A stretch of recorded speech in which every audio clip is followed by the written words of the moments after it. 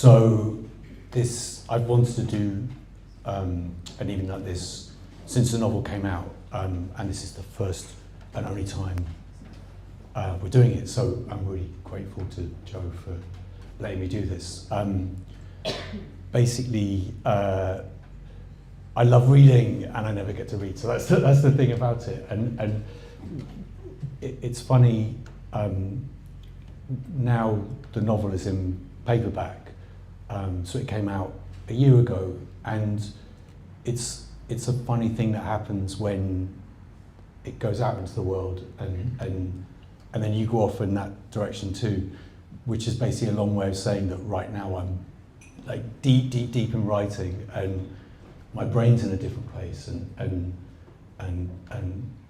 so I was curious as to how I'd feel today coming to do this, and it's actually been amazing to step back from my new writing for a day, and to go back into this, and it actually, I had a total revelation about the new writing today from stepping back, so I'm really grateful to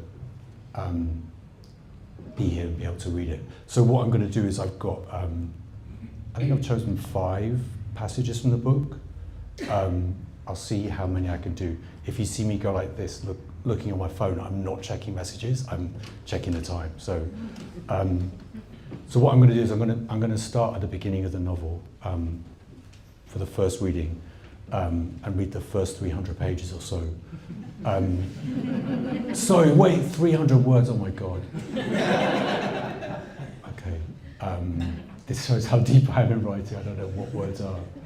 I'm going to read the first 300 words. So basically, in all 3 of my books so far, they all follow a similar construction at the beginning.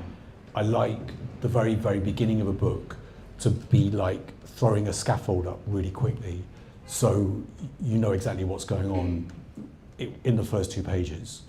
And so for me, it's all one project. The non-fiction books and the fiction books are different sides of the same thing. So that's why these 300 words are the 300 words they are. Okay. Let me sort through who I am. Won't take long. Paintings by Jerry. Some books that don't depress me.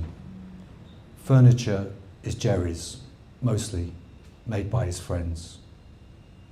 2 pairs of sneakers, a pair of boots. 2 coats, a waterproof and a duffel, back of the door. Mine, not his. Jerry's diaries are upstairs. Our letters, our paper trail. It is safe. Stones and stones and stones on shelves. Stones to remember a beach or a time and brought home, and they become a stone on the shelf. No memory of where it was from or when, just stones. I'm so used to the stones. I see them and I don't see. Not seeing is more than seeing. This room is open plan and nothing really, and I like that nothing. I come in and there is the kitchen, and there is the lounge, and there is the door, and there is the garden where I grow what I can to eat. It is all the same, and one is the other, and this is how I like things. I do not want to leave it. Downstairs is all one room. Upstairs there are rooms, but these are not my walls. I cannot knock them down, so what can I do? Often I sleep down here, in the light. It is better. I don't understand that, sleep in a darkened room. I don't get it. I want to see light. I'd sleep in the garden if I could. I really would. Things are dying now in the garden. I love it. Wait, they're not dying. They're dying back. Almost sunset. The light, we had this light. We have always had this light. They are building those flats. The light will be blocked. That will be it. We will not be able to grow. I don't want to leave. I will have to leave. I can't leave. Can I stay here? Why stay here? I don't want to think about it now. I don't want to think. What can I do? Wait, there's more to crop. I miss those tomatoes. End of the season that never ends. I want a beer, and I want that guy to come over, and I know he won't come over, so why do I bother when I know he won't be coming over? He comes over when he wants to come over, and never at my call. It's such a game. Let's look and see if he's on. Yeah, he's on. Yeah, he's ignoring me. The game's the game. What is the game? Can I get out? Do I want to get out? Can I try? Wait, somebody else. Looks okay. Okay, he's all right. Okay, he knows what he wants. Yeah, okay, why not? I'll give him the address. Flat 1, Nova Scotia House. So that's the intro, and basically it sets up this thing of the narrator. So with the whole novel inside his head, and he's living in this flat where they're building an apartment block next door. So basically, it prompts him to look back on his life and the life he lived in the flat with Jerry, his partner and lover, who died from AIDS-related causes 25 years before. So the next bit I'm going to read is the first time we meet Jerry. And I should say, by this point, we don't know Johnny's name. So because it's all inside Johnny's head, there's this kind of game I had to play when I was writing, where I had to imagine what information would happen within someone's head. So if you're writing third person, you can be like, oh, the room is blah blah with, you know, sunset and blah, you know, you can describe the room. But when you're writing in first person, you can only write what you could imagine that person saying. So he's in the present tense, but here he's thinking back and remembering back. And so this is how we first meet Jerry. So Jerry is 25 years older than Johnny. When they meet, Johnny was 19. And they meet around 1991. What I wanted here was really to give this sense of Jerry being old, and that sense when you're 19 of anyone over the age of 30 just being old.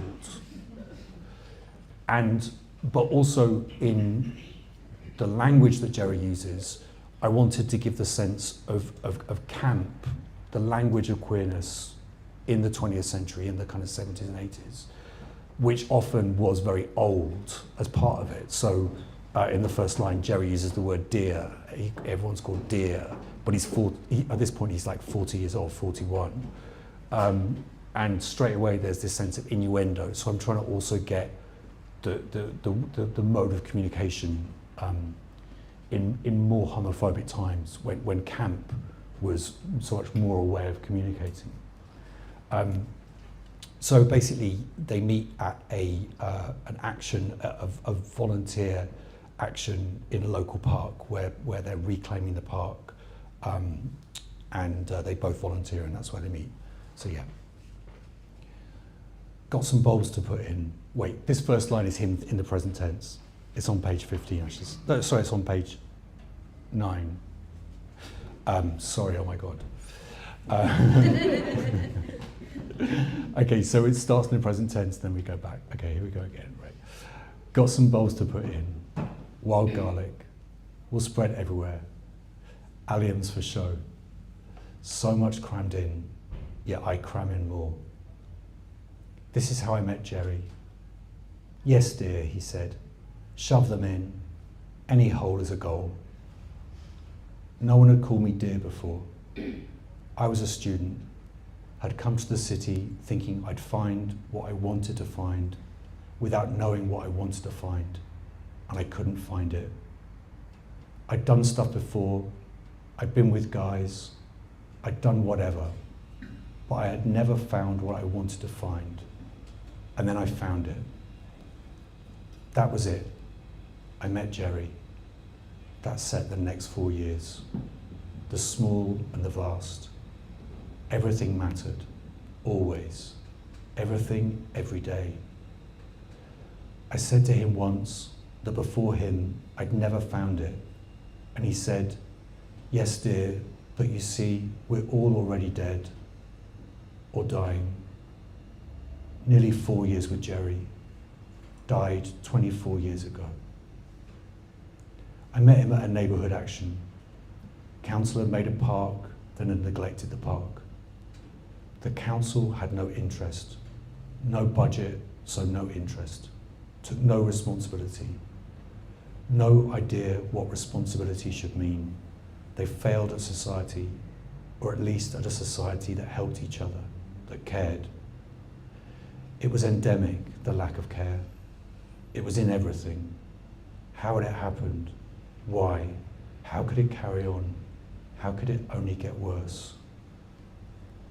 I was in my second year, hated college, hated my course, hated my first year halls, thought I'd made a friend, then we flat shared, then I knew we were not friends. Flat on the 9th floor of Newfoundland Place, Point, same estate as this place.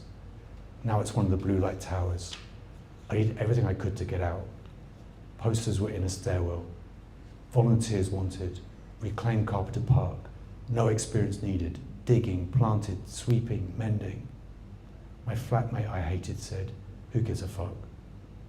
I didn't tell him I was going. Colder then. Preparing for real winter. That day raw. 4 others volunteered. Jerry, one of them. Linda, look, I found these. Dumped on the flower market. Jerry had a string bag in his hand. Black tulips, he said, and he looked at me, and he smiled that smile. The first time he smiled that smile at me. Fancy helping, he said. It was better than sweeping. He gave me a trowel. Dig twice the height of the bulb, Jerry said. You know which way up, right? Bet you know your tops from your bottoms. I had no idea. We dug and we planted, and for the first time, I felt clear around me. I felt possibilities. 100 bulbs in the bag, spaced them out, soil back over them. It looked like nothing, but we knew it was there. I told him I hated my flatmate. He said, why? And so I told him why. What a bitch, he said about my flatmate. And I'd never heard a man call another man a bitch. Pay him no mind, Jerry said. He is irrelevant. He was irrelevant. I remember thinking, he is irrelevant.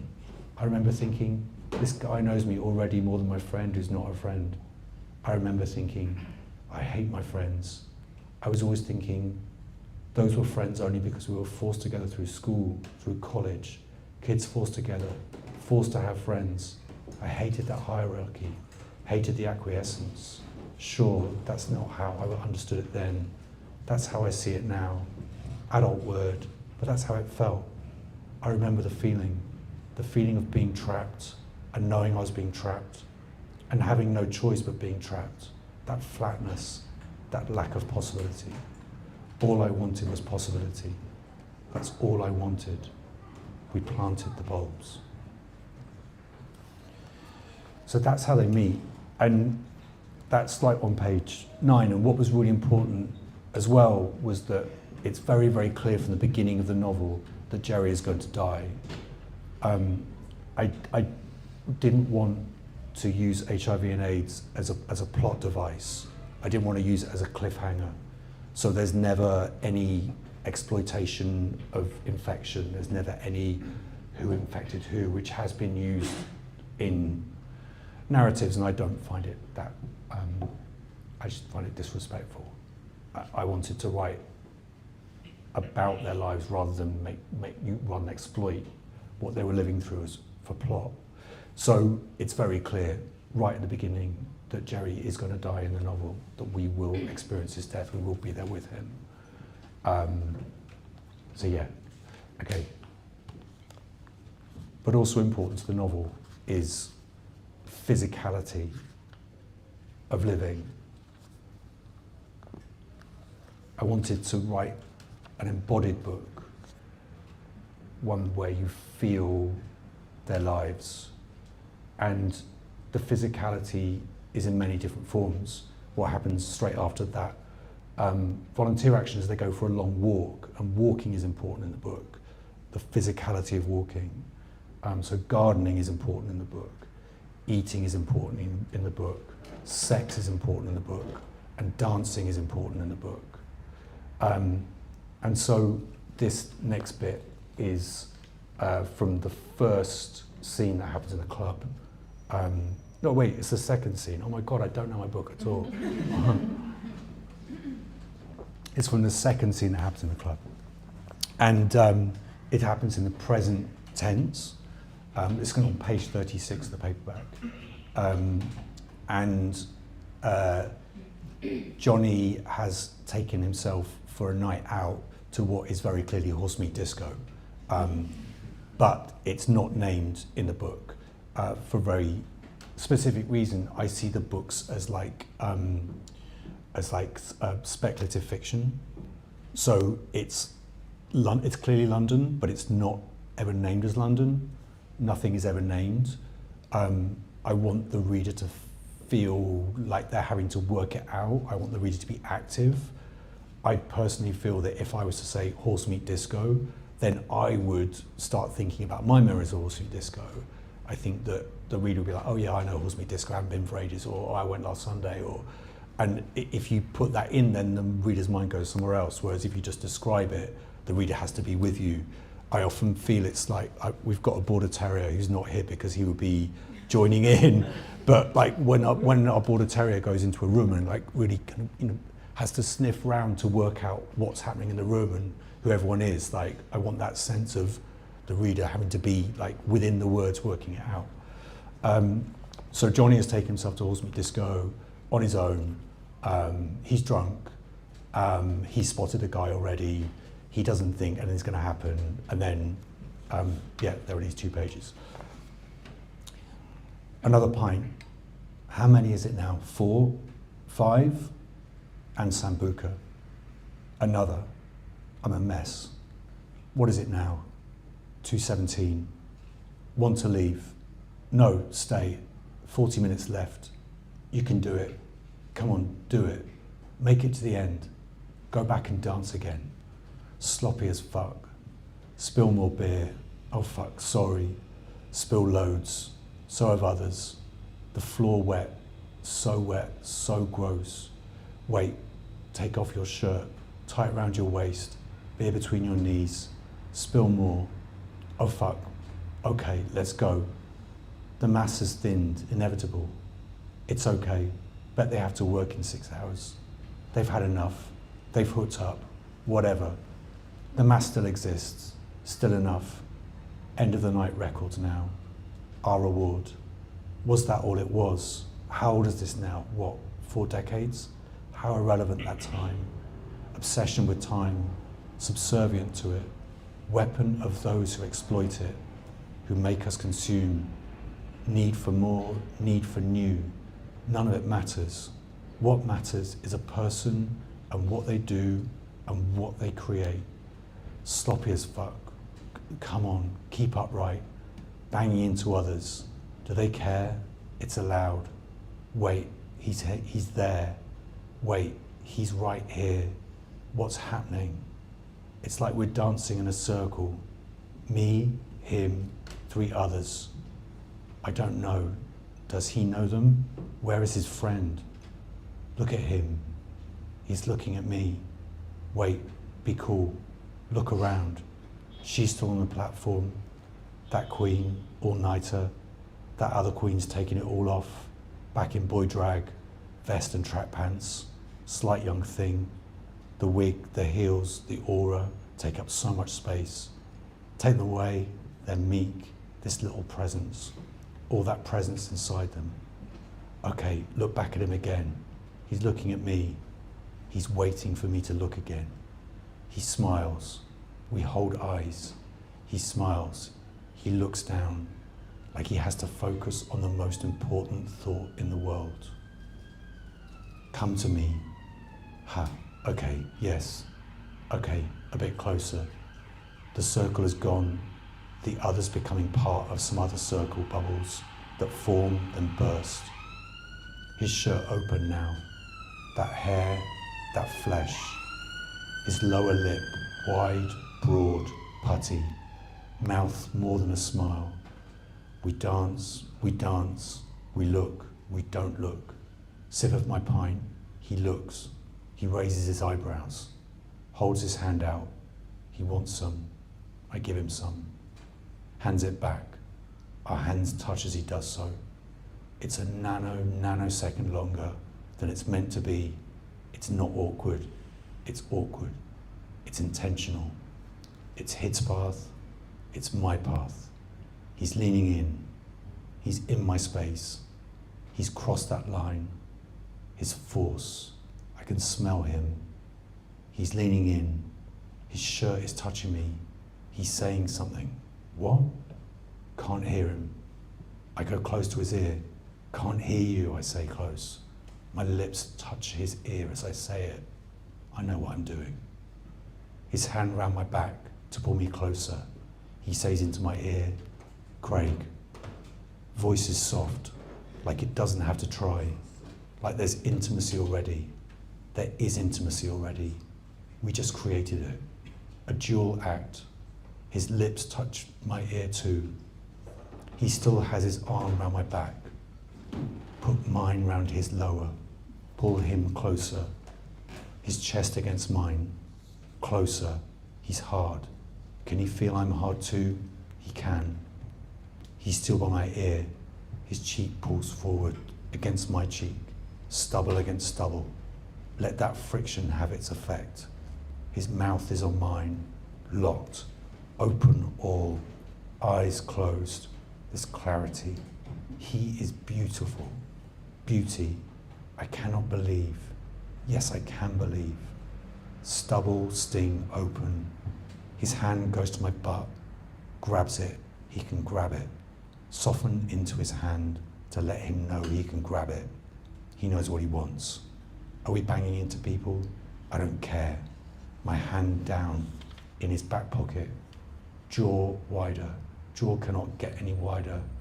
He tastes gross. I want more. Wait, I want some air. We uncouple. He takes my hand. That smile. Eyes heavy. Pulls his jeans up. Watch him. Watch the jeans get caught on his cock. He sees me watching. He smiles. There is no one else here. No one. Then more stuff happens after that I won't tell you. That has repercussions for the rest of the book.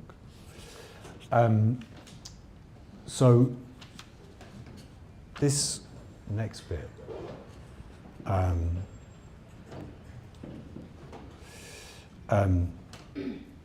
is when, after Johnny has moved in to Jerry's flat,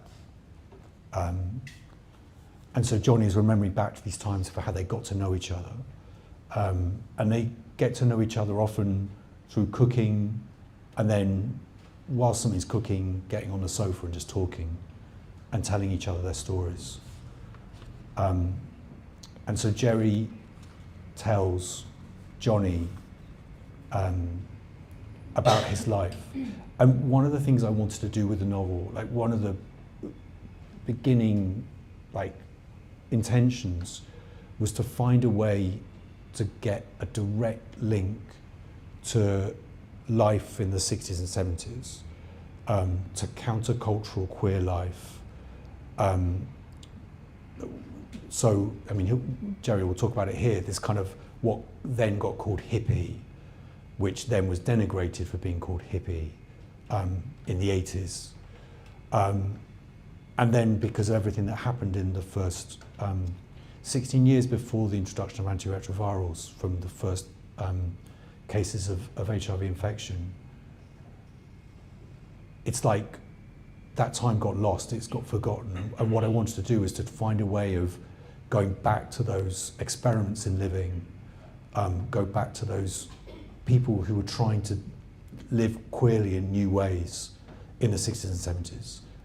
So we have, I'm going to try and work out this your way around. So we have Johnny in the present day, looking back to his time with Jerry in the 90s, when Jerry told Johnny about his life in the 60s and 70s.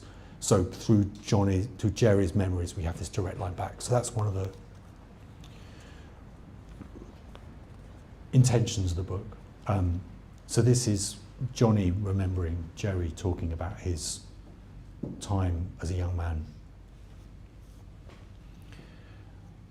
And this is on page 65, by the way, of the paperback. I don't know if the hardback is the same as the paperback. By your age, I'd escaped, said Jerry. I went to Europe, and I travelled in Europe, and I lived in Europe. I had no money, but then I did not need money. I hitched. I stayed on people's floors. If I needed money, I washed dishes.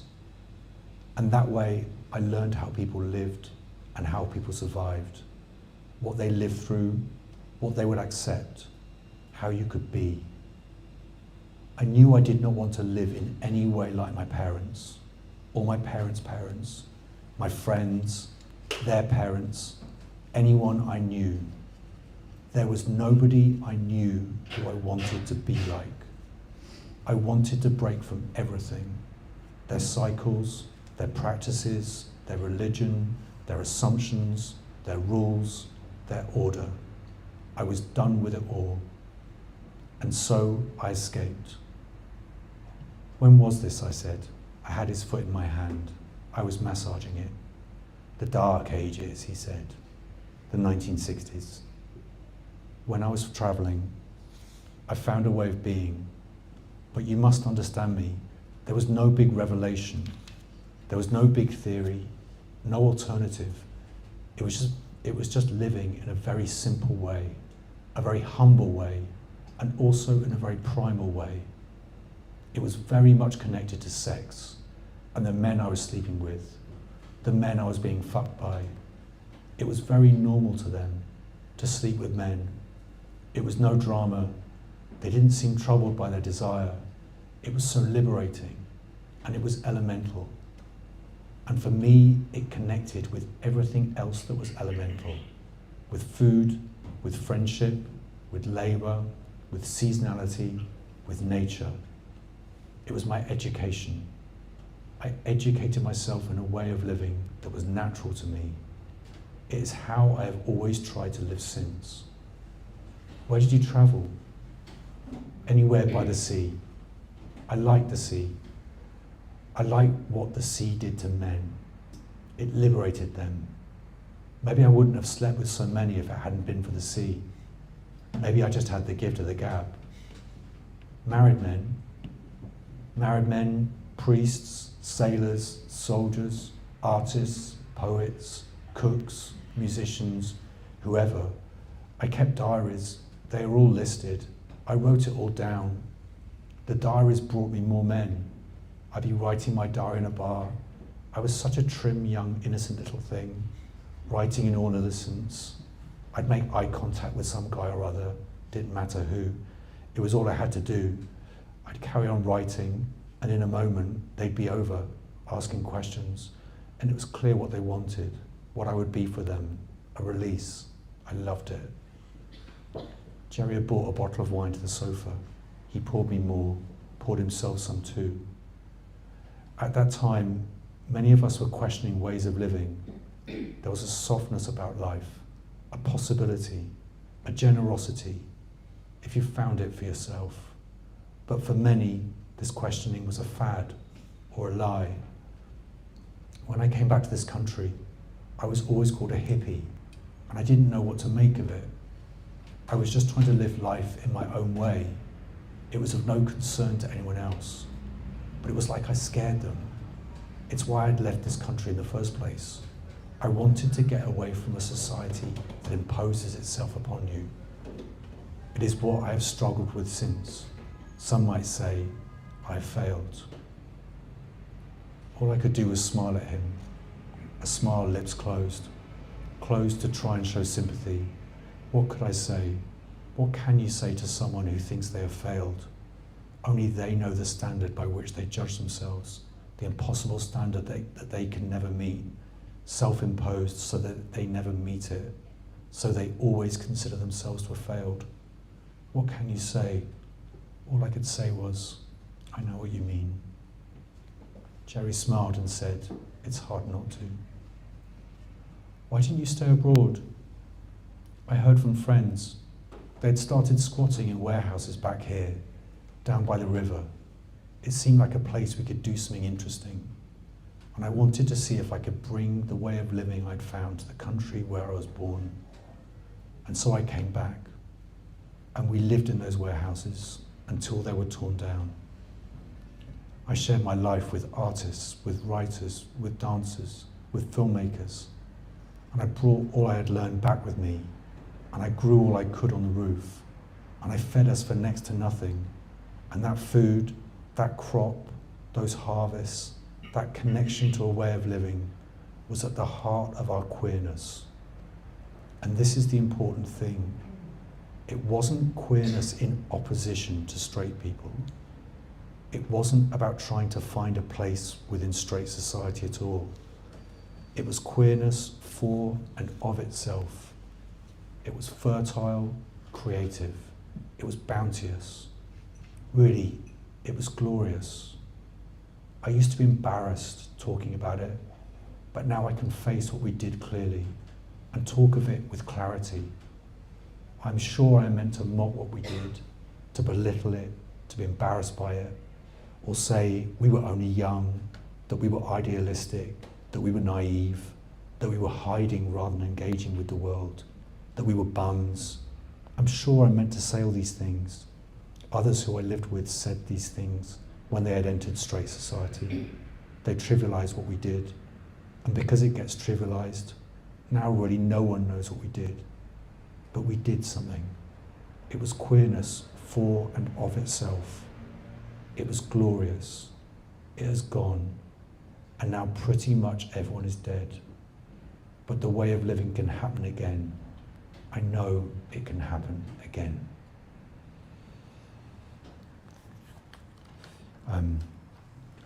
Okay, what time is it? Oh, we're in time.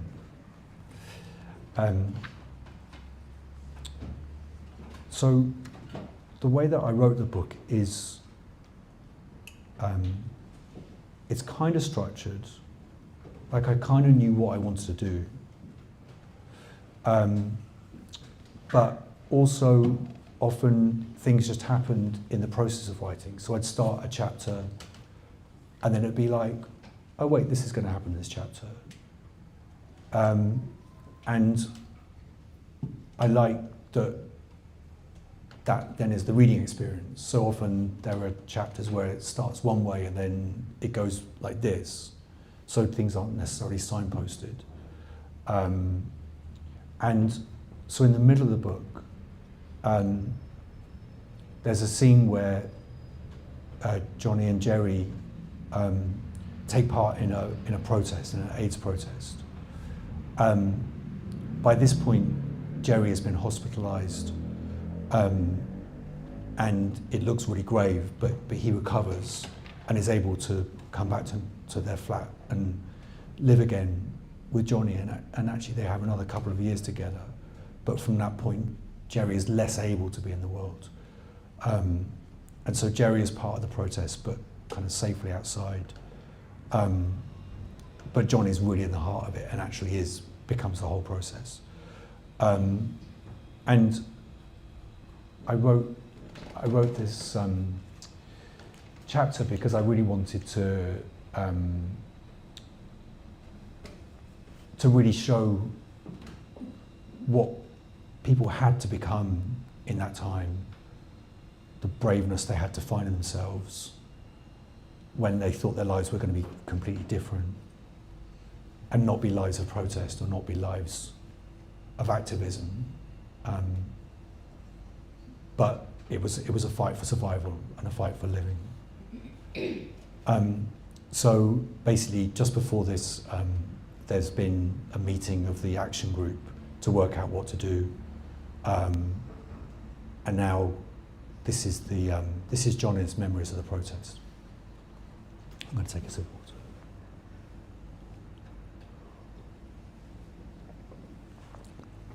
This is on page 107 of the paperback. I got co-opted into the core cell. Graham said, "We need someone young and innocent," and all eyes were on me. They had a contact at the venue. They could get 3 of us temp jobs at the venue, meet and greet, show people their seats, be there and be invisible. We had to look like we could be an usher. I looked like I could be an usher. You'll be helping speakers with the microphone, with moving the podium, which means you will have the chance to take over the microphone. You can take over the AGM. Graham was looking at me like I had a choice, but that I also had no choice. "What about Jerry?" I said to Graham. "We'll look after Jerry," said Graham. "She always lands on her feet." 9 days before the AGM, the contact at the venue got me working straight away so I could be natural. I had no suit, so I got a suit from a charity shop. It did nothing for me, which is what we needed it to do. I needed to look nothing, obliging, dutiful, irrelevant. I never met the contact. She was leaving anyway, she didn't care, but we covered our tracks. No one would know. I was just some short-term hired help. I did a shift at a conference on the steel industry. I sucked a delegate off from the conference on the steel industry, in the toilets. He wanted to fuck me in the toilets. I said no. He wanted to come in my mouth. I said no. He came on my face. I wiped it off, but didn't see some wet on my jacket. And so I spent the rest of the conference greeting delegates from the conference with the residue of a delegate from the conference cum on my jacket. There was a conference on international tourism too. I didn't suck anyone off. I mean, what is this place? In the evenings, we prepared a speech for me, worked out what I could say, what would have impact if I only got 2 seconds on a microphone, what would have impact if I got 10 seconds on a microphone, what would have impact if I made it to a whole minute. They prepared me, the young and the innocent and the dutiful and the irrelevant. The day came and I was terrified. I set off early, had to be at the conference centre by 7:30, even though we were planning my action for around 2. When I left, Jerry was still in bed. Gareth was going to look after Jerry, was going to take Jerry to the protest outside the venue, was going to protest with Jerry, was going to take Jerry home if he needed to go home. I was worried. I wanted to stay home. I wanted him to stay away. "I've done this a million times," said Jerry. "Don't worry about me." I got to the conference centre. By now I knew the entrance. Security on the entrance knew me. I knew where the lockers were, where the toilets were. I was a natural. We helped them set up their stage. We helped them put up their posters and their banners. We put agendas on every seat. The agenda said on the front of them, "Evangate, always tomorrow." I put the agendas on the seats. "What the fuck do you think you're doing?" someone from Evangate said to me. "Are you a fucking idiot? Put them straight. This room is a fucking disgrace." I did what I was told. I was dutiful, irrelevant. Delegates started arriving at 9:30 and I was dutiful and irrelevant, even when delegates were saying fucking faggots, and if they die, it's God's will. I smiled a smile of welcome and was silent and dutiful and irrelevant, and I knew the protest outside was happening. It was working. I found out how it was going by what the arriving delegates said, how angry they looked, how traumatized. A die-in on the steps of the conference centre. Fake blood poured over themselves. Jerry was one of them. Was Jerry okay? I had no way of knowing. A delegate came in frantic, fake blood in his suit. "I am contaminated," he was screaming. "I am contaminated." It was fake blood. I stayed dutiful and irrelevant and smiled and helped him clean him of fake blood, helped him clean it all away. When the AGM got started, I was on stage most of the time, dutiful and irrelevant. My role had been well rehearsed, moving the microphone, moving the podium, adding another microphone if there were 2 speakers, getting chairs, taking chairs away, invisible and irrelevant. I was good at what I did, How could I not be? It was easy. I did it well, so no one was suspicious. Our contact at the venue had lied about my experience. My experience was allegedly faultless. I had to live up to my lie, and so I was on stage when the next die-in happened. 7 of them made it onto the stage. Others lay in the aisles, each with a freezer bag of blood, each of them fake blood of themselves. They started their chant. 2, 4, 6, 8, Evan Gate is filled with hate. They hate gays, so we say, this is why we'll die from AIDS. They chanted it twice. Then one of them saw a chance and grabbed the microphone, then lay back down again. Now they were amplified. The crowd was booing, shouting. The chanting was so loud. Some in the crowd tried to get out, but they couldn't get out. They were blocked by the die-in. The executive board left the stage. Get them out now, someone was screaming at me. Do something. I was acting shocked. I was acting scared and clueless and rooted to my spot. What were the other ushers doing? What were the other ushers doing? Not my responsibility, mate, said another of the ushers when they were screamed at. They were a legit usher, or at least to me they were legit. Maybe they were another cell. We're not security, said the other usher. It's not our remit. And so I followed their lead and did nothing and said nothing, just looked scared and appalled and also absolved of any responsibility. While inside I was screaming and screaming, elated and terrified, because it would be me next. The die-in dead were dragged off one by one. Graham was one of them.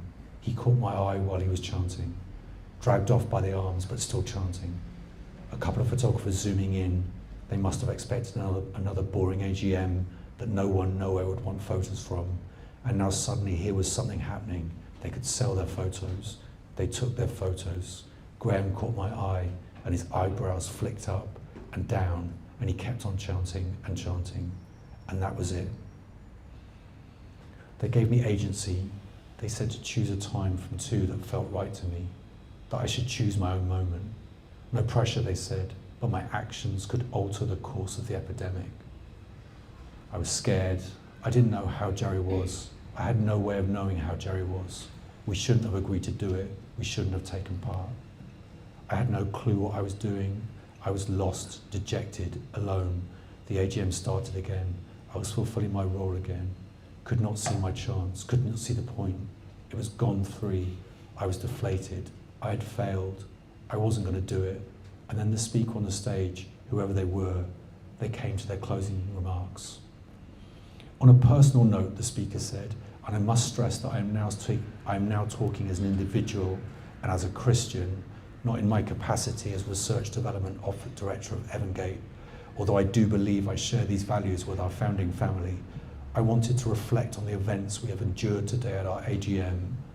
I know that all God asks of those sinners who storm the stage is to repent their sins, and he shall offer them forgiveness. Their sins are many, the sins of their lifestyle, their unchristian ways, living against the word of the Bible, but God's love is great, and if they repent their sins, he shall forgive them.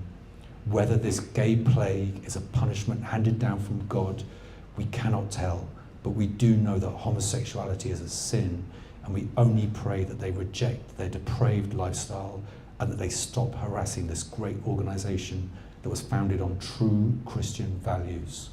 Maybe if they repent their sins and radically change their lifestyles, maybe the epidemic of which they speak will merely disappear. I know God will not grant them mercy until that day. I ask you to vote a resounding no on the amendment. In God's name, I thank you. His name was Brian Doughty. It said to my program, how fucking dare he? Some stood and clapped and cheered. Everyone was talking. Some on the executive board stood and clapped. Others were in huddles. One stood and ran round and crouched between 2 colleagues. The AGM was off the rails for a moment again. This was my chance, this was my time, how fucking dare he. I walked up to the microphone like I was supposed to do. I was due to move the microphone and the lectern to the side to allow the screen to be lowered, and the next presentation had imagery. I walked up to the microphone, only I did not move the microphone. I took out of my suit pocket the speech we had prepared, and I walked up to the microphone and I talked into it. My name is Jonathan Grant. and my partner, Jerry, will die soon from AIDS-related causes. We do not know when, but we do know he will die unless companies such as Evangate begin to share their knowledge and research. To be clear, if you began to share your knowledge, you could save my partner's life. I made it to 10 seconds. No one had stopped me. No one had switched off the microphone. I was crying. I couldn't talk. I had to talk. I carried on reading. The photographers were in front of me. I carried on reading. We know that your research, we know that your knowledge and expertise could save the lives of millions. We know that your knowledge and expertise could lead to pioneering treatments. Isn't that the founding purpose of Evangate? To pioneer? Still no one stopped me. What we had prepared wasn't what I needed to say. I looked up from my paper and I just spoke. I understand that many of you do not agree with the way I live my life. I am not asking for your agreement. From what I understand, you are here today to make money. Can you not see the clear benefits to your company and to your shareholders if you unlock the potential in your research? I'd heard at least 2 of the speakers during the day use the term unlock the potential. It was the bullshit they liked. I was over 30 seconds. This was crazy. I heard something. I looked to the side. Security were coming across the stage. I held the lectern. I started shouting, "My partner is dying. He is dying. Jerry will die." They were pulling me. I had the lectern. They yanked. They pulled me to the floor. The lectern fell. A glass of water smashed. Security picked me up under the arms. I was howling. I was screaming, "Jerry will die. Jerry will die." And they dragged me off and they dragged me out.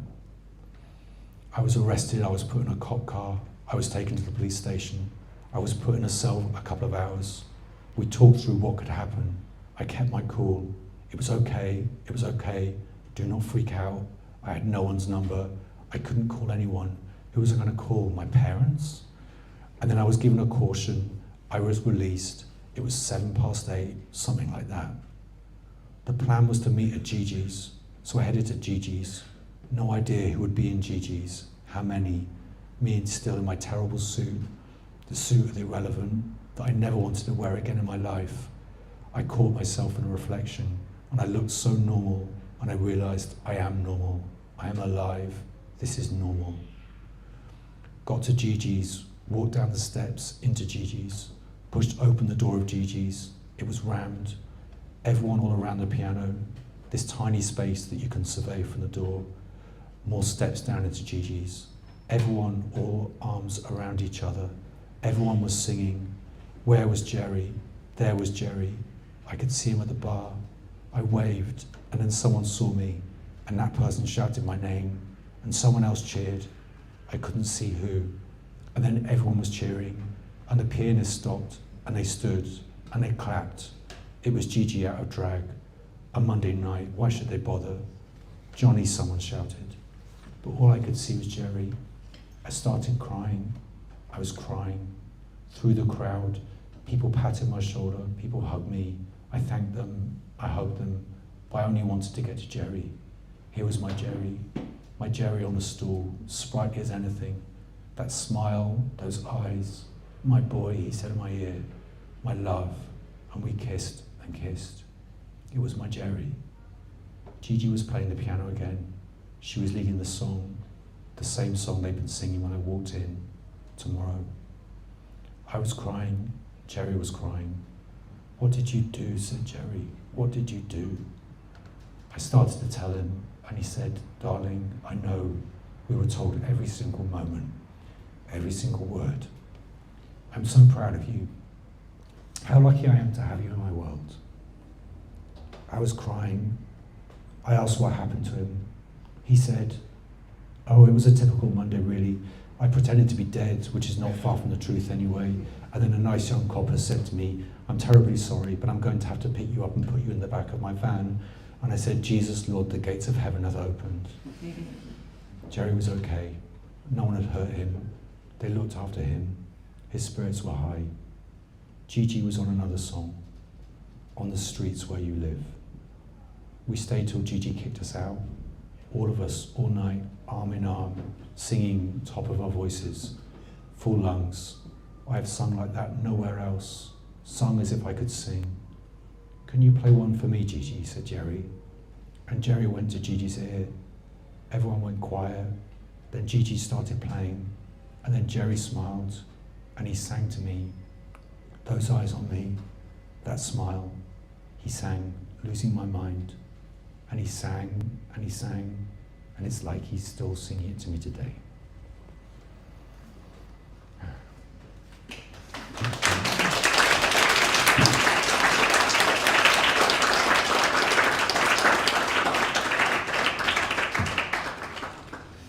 Okay, I'm going to read one more bit. That bit always gets me.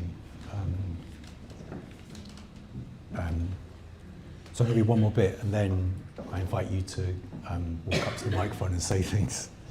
But if you're too shy to do that, then you can shout it out, and I can say the question back in the microphone.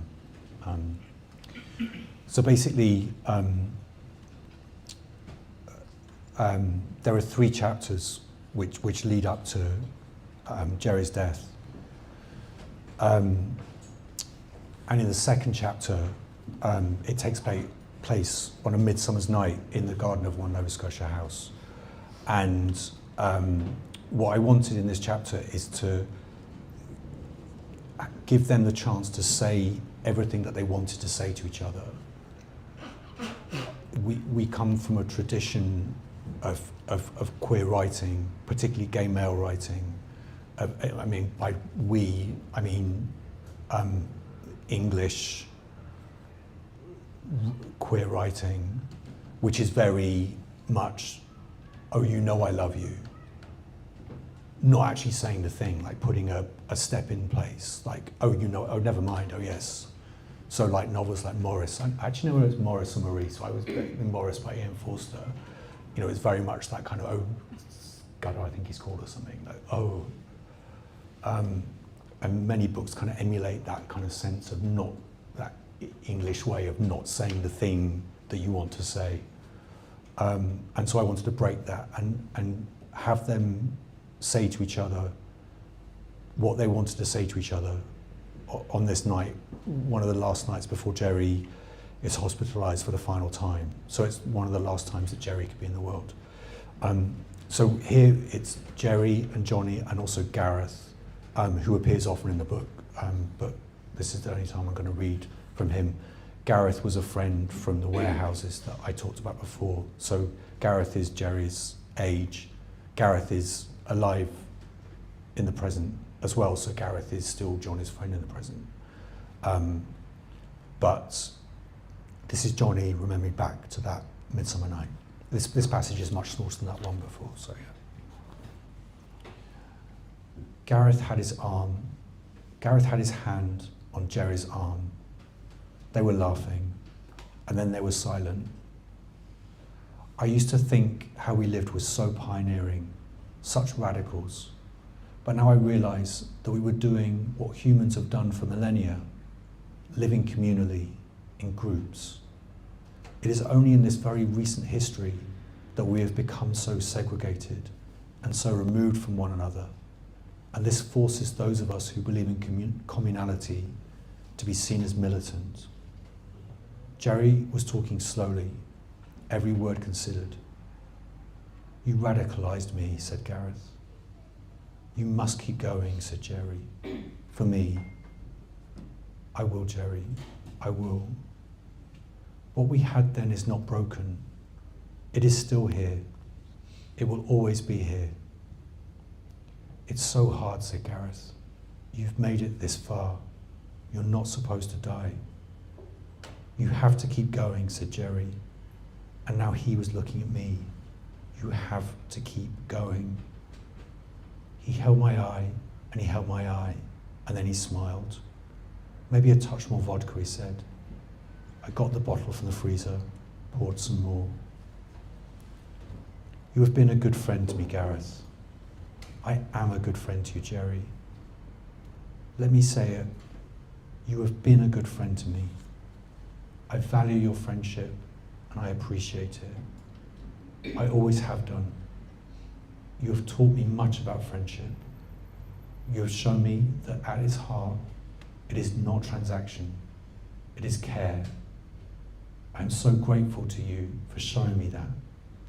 I've always been very good at seeming like I know what I'm doing. And of course I do not. Before I met you, I was so sure of myself. That is how I presented, free in the world. But I had not known true friendship. I had lived on camaraderie. That had been my fuel through life. That had lit me like a firecracker. The camaraderie of men, the transience, the immediacy of connection. I reveled in it, and I thought I knew it all, and then I met you. Gareth, you have shown me constancy and care. I am a nightmare. I know I am. I am a little shit. I get away with everything. I have been horrible. I am vile. I am difficult. No, said Gareth. I'm not fishing, Jerry. I'm not fishing. Jerry started coughing. Jerry coughed. I'm trying to speak plainly. It is hard. Let me speak. It was hard for all of us at the end. When they torched the warehouse, it was clear we could not continue as we were, or at least we could not continue as we were in this city with how it was changing or how it was revealing itself. We had to disperse, and we had to go underground in a way to survive. And this was before people started dying. It is easy to think that the two are linked, but they are not linked. Jerry was gasping for air, like he could not stop until he had said all he had to say. He coughed. He sipped his vodka. He continued slowly. We were already down, and then we were kicked even harder. A life of being kicked. When we were young and we had our own world, friendship was easy. When we had to leave that world, when we had to enter this world, I know I was difficult. I was stubborn. I changed, or rather, I revealed more of who I was. Maybe it was that others from the warehouses had begun to conform. Maybe it was because our friends started to die. But I began to feel very different, sometimes very isolated. I don't know if I've ever told you that. We've talked about it, said Gareth, allowing for Jerry's need to go over it again. This was often the reality of conversation, going over and over until something is understood, or at least can be lived with, or that something else comes along that buries it. I felt very isolated, but you were always there. I knew you were always there. And we may not have seen each other for months, sometimes, but I knew you were there. You were using the past tense again, said Gareth. I am in the past tense, said Jerry. He looked down, he looked at Gareth and tried to smile. He looked at me and tried to smile. Maybe some wine, some cheese, and some bread would help. I was okay being a servant. I went inside, sliced some bread thin, cut it into quarters. There was cheddar in the fridge, brie. I put it on a tray, some olive oil, some salt, 3 tumblers, a bottle of wine, white. I carried the tray back to my love and his friend. Thank you, Jerry said to me, my darling. I loved it when Jerry called me his darling. I can hear him saying it to me now. I poured out 3 tumblers of wine, took the bottle back inside, into the fridge. Back outside, Gareth was saying, the idea that you have of yourself is so counter to the way that I see you and the way that I think most people see you. Jerry, you're the most gregarious, the most welcoming, the most companionable human I've ever met and will now probably ever meet. I love when you are stubborn. I love when you are a little shit. You give me life. You have always given me so much life. Jerry was crying. Gareth put his arm around Jerry and he held him. I want you both to go ahead and go on. You have to. Jerry was speaking, his head down. Gareth, his arm around him. Jerry's voice quiet and soft. Jerry looked up, looked me in the eye. What else are you going to do, he said. And it was a command and a threat as much as a question. Jerry drank from his wine. Gareth, my dear, how many times have we said, that we never want to go through this again. And now we are going through this again. And now it is me who is dying. I'm so scared, said Gareth. We know it, said Jerry. We've seen it, we face it. Jerry sipped some more wine. Look at this garden. How beautiful it is. How lucky am I to have had a garden. It has grown. How lucky am I to have been born into this nightmare, this broken world. It does not give a damn about me. I don't need it to. Does it give a damn about anyone or anything? That's not the point. We can just do what we do every day, to listen, to care, to be humble, to make. I am slightly tipsy. I am grateful for it. I would like to be drunk. I have all the time for you, my friend, said Gareth. My cosmic friend, said Jerry. I wish we had a roof to climb up now, to be in the solstice, but we have this garden. Jerry smiled at me, that cosmic smile. I was a spectator. Conversation doesn't have to mean involvement. Conversation can mean presence. Gareth and Jerry needed me there. They wouldn't be able to say what they were saying to each other without an audience. I was that audience.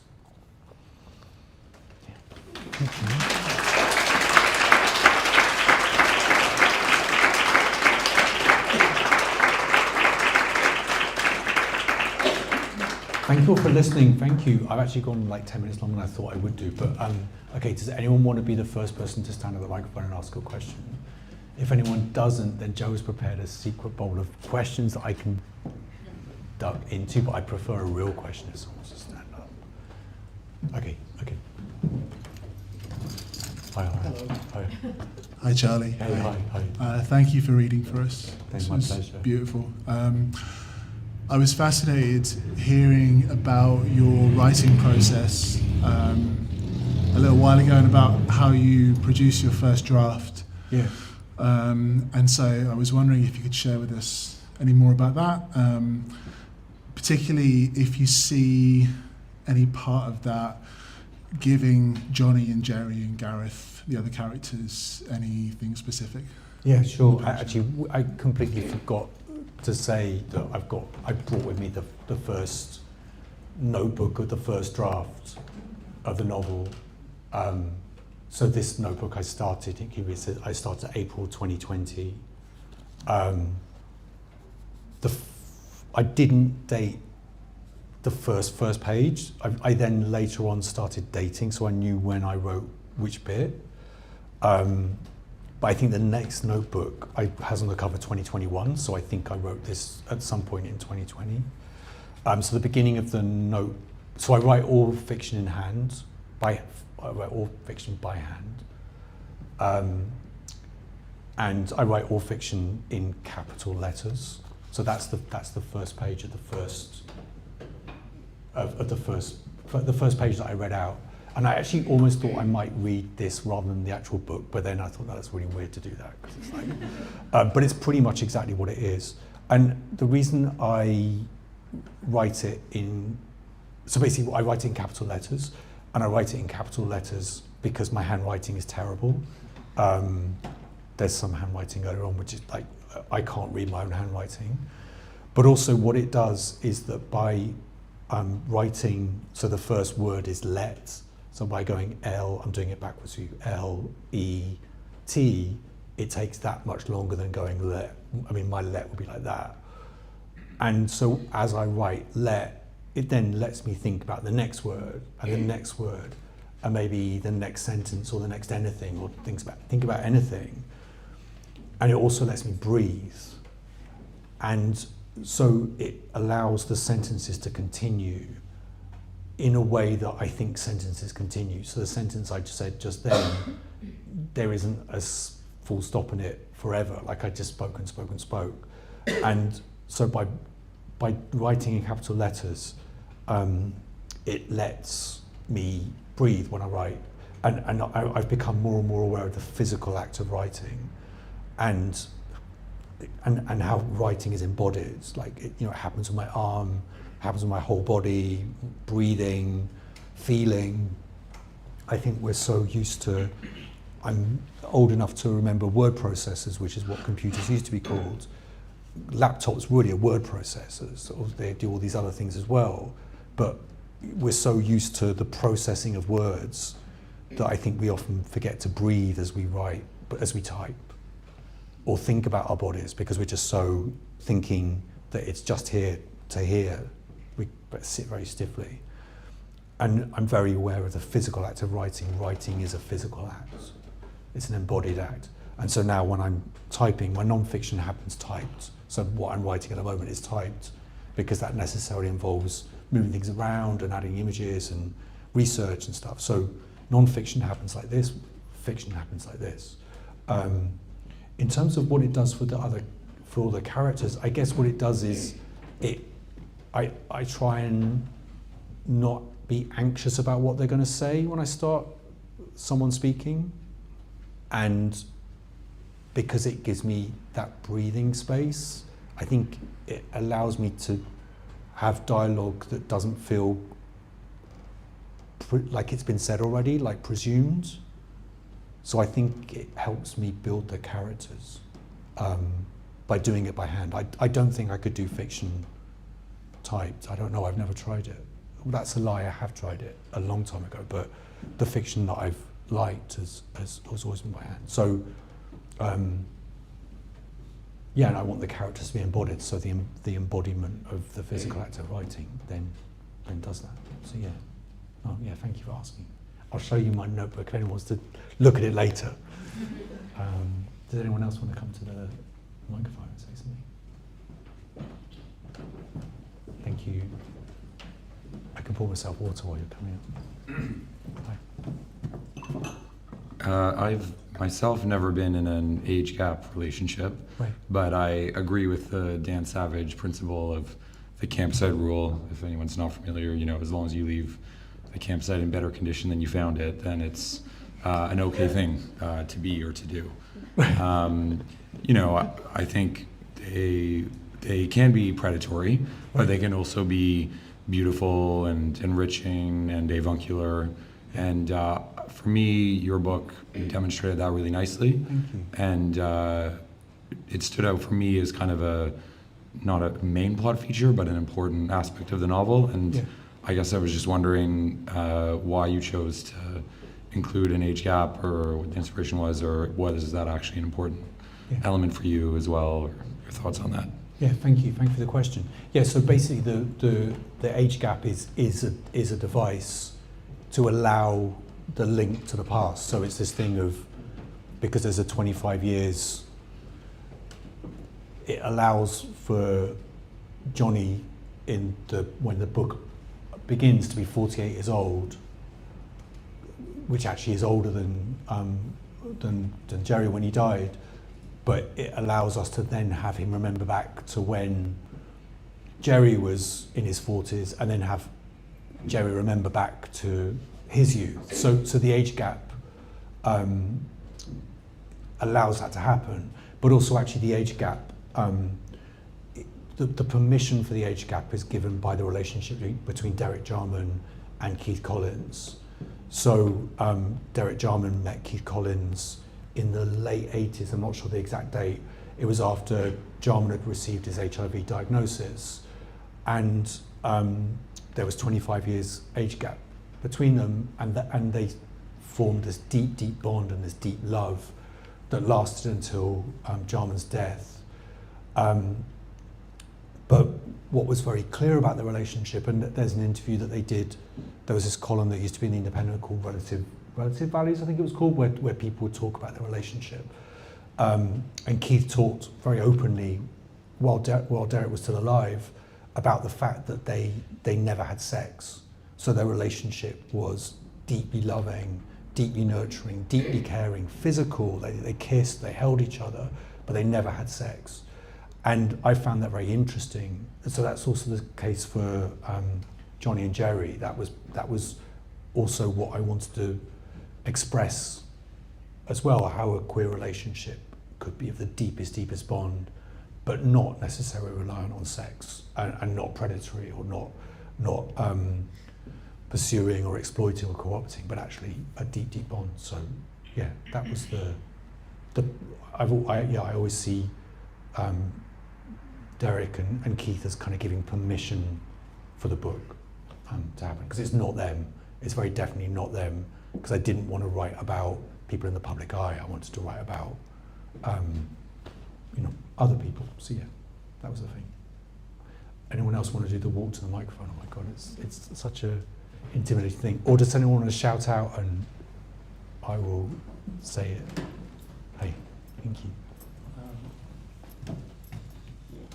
So you talked about wanting to have a direct link to the 60s and 70s, Yeah. and the sort of communal living in that time. I think, I don't have my glasses on, but I think you're a bit young to have been there yourself. I was just wondering whether, like, what your relationship is to that time. Are there people in your life who you have had relationships who have told you about that time, or is it more experienced through art or something else? Yeah, no, I'm 52, so I that bit where I had Jerry say about people saying about hippies, I very much remember that time, how even in the 70s were taken the piss out of, and definitely into the 80s, hippies were very quickly made a thing of ridicule. Queer people were made a thing of ridicule. Lesbians were absolute ridicule. Like it was kind of national comedy for queer people to be ridiculed. So my memory of that time personally is then, now as I'm older, like, wait, what was going on at that time that was so scary that it needed to be ridiculed and kind of suppressed and hidden away. In terms of my experiences, the book is also informed by, I'm lucky enough to be friends with people a couple of generations older than me, and in particular a DJ called Princess Julia, and then also Jeffrey Hinton, another DJ, and they were living in squats in London in the 70s. They both lived in a very famous squat called the Warren Street squat, so just round the back of Warren Street station, which is now really, fancy and nice. All the years after the Second World War, it used to be really derelict around there, and there were many abandoned homes. And in the late 70s, they were basically art students or club kids. They started a squat, and so it was Princess Julia, Boy George, I think John Galliano was through it, Stephen Jones, the milliner, all as kids before they went on to do what they were doing. And for them it was the most normal thing to live in a squat. But then what happened was that then when they were kicked out of the squat in the 80s, the council offered them, or basically told them, to move into undesirable flats. So it was flats in council estates that at the time no one else wanted to live in. And so they moved into these flats where no one else wanted to live. And some still live in them to this day. Jeffrey Hinton still lives in his flat in Camden. And now these flats are super desirable. So it's completely gone from being this thing of completely undesirable to now these flats that everyone wants to live in. So that was another thing round, intention in the story, a real kind of important foundation. That's how Nova Scotia House happened. I saw the block of flats, the council block of flats. I saw this new build being built next to it. I started thinking about who could be living in the flat that was about to be overshadowed. I then started thinking about people like Julia and Jeffrey who'd been moved into undesirable flats, and then that's how the whole story started. So, yeah, that was the thingy. I think that answers the question. Yeah. Wait, oh my God, Joe, we need to stop. Does anyone want to ask any more? As me say, like, oh, okay, Siobhan.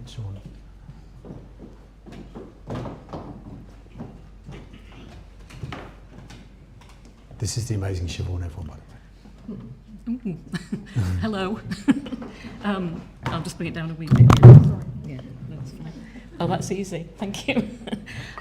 Charlie, you mentioned at the beginning about fact and fiction and the relationship Yeah. between the two.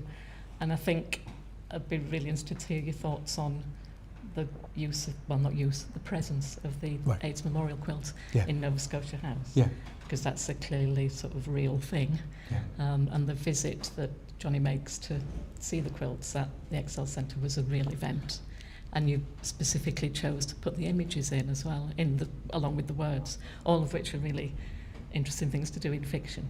Yeah. So I just wondered what your thoughts were about what you thought might happen with that. And then maybe we can chat a bit about what has happened, because what has happened has been amazing. Yeah. So yeah, it was thinking about that, those choices, and how you went about it. Yeah. Thank you, Siobhan. Siobhan is the reason why the quilt is in the book. Siobhan is one of the partnership from the UK AIDS Memorial Quilt Partnership. Yeah, and I'll tell people a bit more about it before we leave. But So basically, I started writing the book in 2020, and I remember that year seeing on social media, like during the pandemic, but in the summer when you could go to things, there was, I saw all these friends posting from a display of the UK AIDS Memorial Quilt in a place called Acorn House near King's Cross, and the display. So it was an abandoned office. It was mostly in, and it was displayed hanging up in these abandoned office rooms. So people went from room to room, and because of pandemic, only very few people could go. So their footage of it was also very, like, spare, like, and the quilts blowing in the wind, and just them in the quilt's presence. I saw these posts too late. I tried to go, but all the tickets had gone. But I followed the quilt partnership, and so then the next year in 2021, I was then so thrilled to see that they suddenly announced a display of the quilt at the Excel Centre in East London. So I took myself there, and it was my first time in the presence of the quilt, and it just was the most profound and humbling and devastating experience to be with the quilt, and I spent a lot of time going round and then back and round and reading and then looking and crying and seeing something else and then going back and see something else, and I can't remember when it was that I thought it could go in the novel. I should say that I was also writing another book at this time called Bring No Clothes, so the novel writing was happening under the surface every so often, so it wasn't like my full-time job was writing the novel. Like I probably didn't get to write that much at Nova Scotia House that year, but I remembered about it. But it wasn't until I came to write the chapter that I contacted the Quilt Partnership to ask whether they would be okay with me including the quilt in the novel and having images from the quilt in the novel. I also like I have images in my first two books, and I like what happens when there's suddenly a break. I like other voices to come into the books I write. And so I emailed, and Siobhan answered, and we had a phone conversation, and Siobhan was incredible straight away, and talked about the quilt, and gave me some of the sense of the quilt, and talked about the quilt being a living memorial. It's not just the panels that were made in the 80s and 90s. There are new panels being made now, or there are panels that people started making in the 80s and 90s that for different reasons they didn't finish, whether they found it too hard to make a panel for their loved one, or whether they just kind of didn't get it finished and then life moved on. And that gave me the way of putting the quilt in the book, because I didn't want to invent a panel about Jerry. I didn't want to fictionalize a panel. That to me would have felt disrespectful. So I could have it that Johnny and their friends Fiona and Gareth started making a panel for Jerry and then didn't finish because their lives just went their separate ways. They were also terrible at sewing, so they couldn't do it. And so I have Jerry go to visit the quilt. I have Johnny go to visit the quilt and and I basically recreate going to see the Excel Centre display, and then there are eight panels in the novel. So it's a way of it's the only real moment in the whole book, and I was just so grateful to everyone at the Quilt Partnership for letting me do it, and it's just this extraordinary moment, and then to have those voices, the voices of the loved ones of those that have died in the book, it does something to the book that I could never do. So that's what it was. I was just so grateful. And then we did a display at Tate Modern, and then other things happened. But I'm so grateful. But thank you. So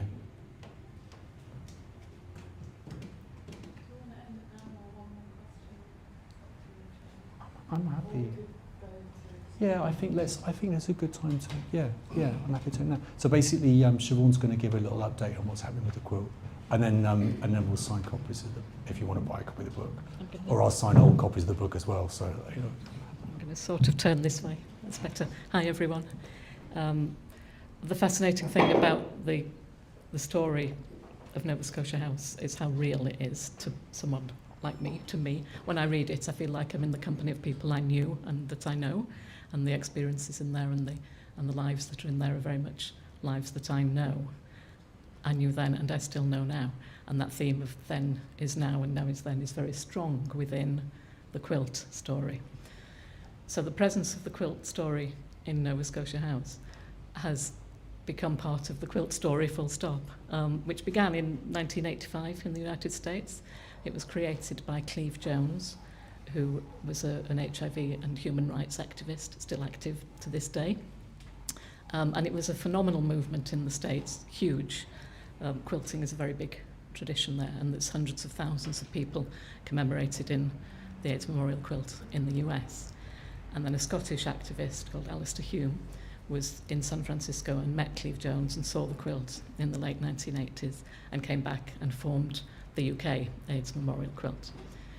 So in those first two decades, the quilt making and presenting and showing was not just the act of memorial, which it is, it's a very beautiful piece of memory, but it was also an act of protest and a piece of activism that was speaking to the world about the lack of response around HIV, and the scene that Charlie read from the sort of pharmaceutical industry protest was a very real sort of thing, and still is. So that part of the story was very alive and well in those early decades.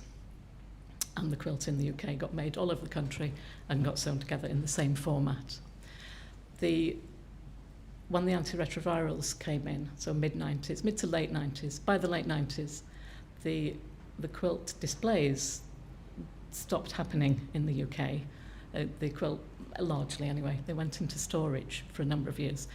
Lots of reasons for that, but primarily the focus being on people living with HIV and supporting people to live long and healthy lives with HIV as they now can.